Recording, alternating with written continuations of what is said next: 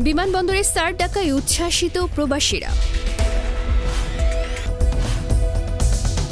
বিমানবন্দর ব্যবহার করা যাত্রীরা যেন কোনো হয়রানি না হয় সেজন্য কড়া নির্দেশনা রয়েছে কর্তৃপক্ষের। আর এসব কারণে দেশের সবচেয়ে বড় ও আন্তর্জাতিক বিমানবন্দরের ভেতরের চেহারা বদলে গেছে। এছাড়া বিমানবন্দরের বিমান বাহিনীর সদস্যরাও কঠোরভাবে সবকিছু মনিটর করছেন যেন কোনো অসুবিধা না হয়, ফলে উচ্ছ্বাসিত প্রবাসীরা।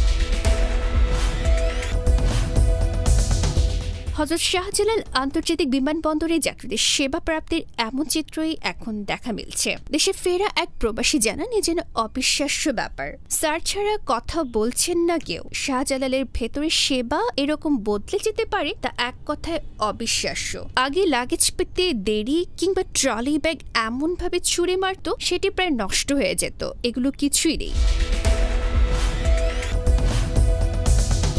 তারা আরও জানান, শুধুমাত্র মন মানসিকতার পরিবর্তনেই এমন পরিবর্তন। এ সেবা অব্যাহত থাকলে আমরা খুশি হব। আমরা আর কিছু চাই না। পরিবর্তনের বিষয়ে জানতে চাইলে বিমানবন্দরের নির্বাহী পরিচালক ক্যাপ্টেন কামরুল ইসলাম বলেন, আমরা যাত্রীদের উন্নত সেবা দেওয়ার চেষ্টা করছি। দায়িত্বরত সবাইকে এ ব্যাপারে কঠোর নির্দেশনা দেওয়া হয়েছে। কর্মকর্তারাও খুশি জানিয়ে এই নির্বাহী পরিচালক বলেন, যাত্রীর সন্তুষ্টি আমাদের সন্তুষ্টি। বর্তমানে সেবার মান নিয়ে যাত্রীদের যে অভিব্যক্তি, এতে আমরাও খুশি। ভবিষ্যতেও এ ধারা অব্যাহত থাকবে।